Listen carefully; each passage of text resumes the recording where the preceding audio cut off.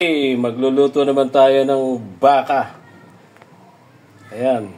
Beef with mushroom. Simple-simple lang. Oh. Ay, siyempre, may mushroom, may beef. Ito yung beef natin, nalaga na. Tapos may cream. Tapos meron tayong cream of mushroom para lumapot yung sabaw.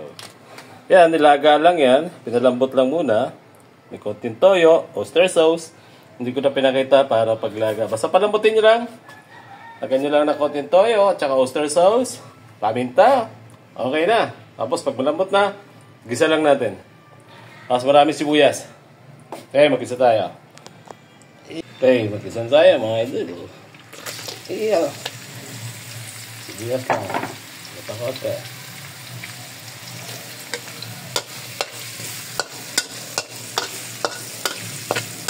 Diretso lang ito, mga loading.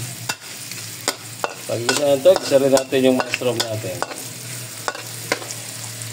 Pwede na natin ilagay yung baka natin, mga loading. Pero pwede nyo rin, gisa muna yung ating, pwede rin, gisa muna natin yung ating mushroom para mas mag-gisa siya. Ito yung mushroom natin, Tinanggalan ko lang ng tubig. Yan, para medyo may kunat. Ang iba, diretso na tayo sa Naluto naman na yung baka natin, kaya hindi natin siya gano'ng kailangan ng...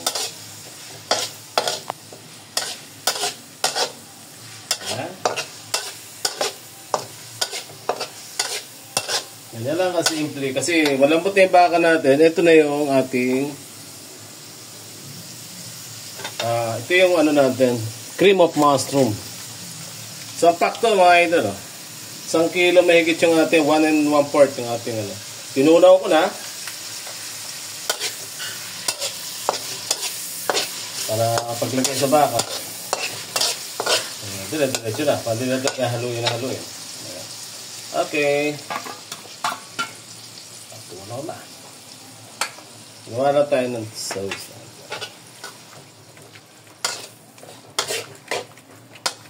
Ayan, nalapot siya.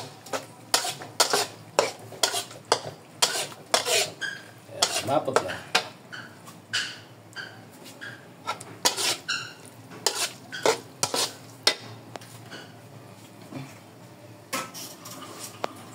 Dagdagan na half cup.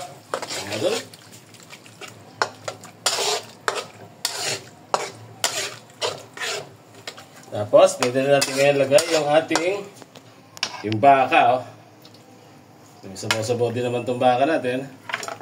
Kung gusto nyo ng mas maraming sabaw, pwede nyo naman magdagdag kasi ito ang tawag dito. Malasa na siya, kaya parang gusto ko masabaw. Lagyan pa natin ang konting sabaw. Ito. Sabaw pa lang yan, ulam na. Nalapot pa to kasi yung cream of mushroom Yung cream of mushroom, malasa na Ngayon, pag maraming sabaw ang ginamit nyo, lagyan natin siya ng Norbaka. Para masaya lang. Norbaka. Sa inyo to, optional lang to. Mas gusto nyo tumingkad yung lasa ng pagiging baka.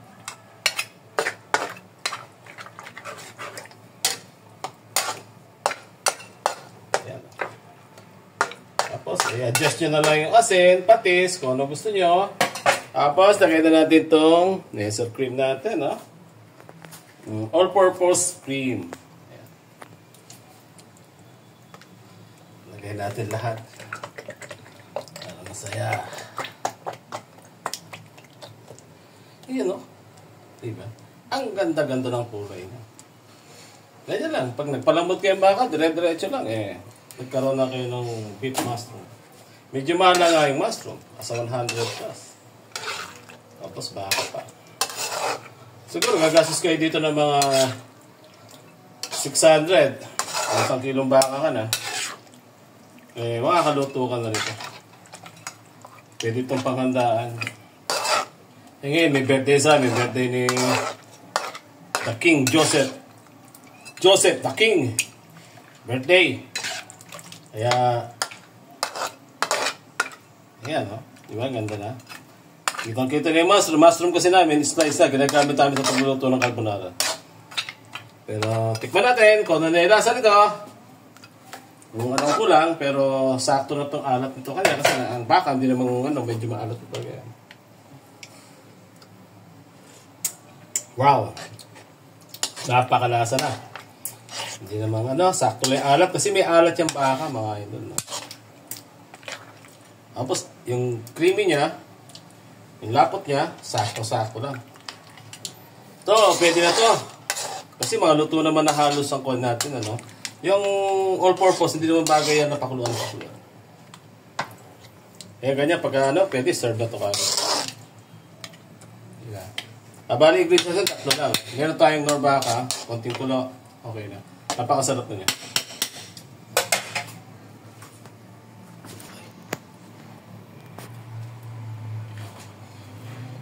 Namuti.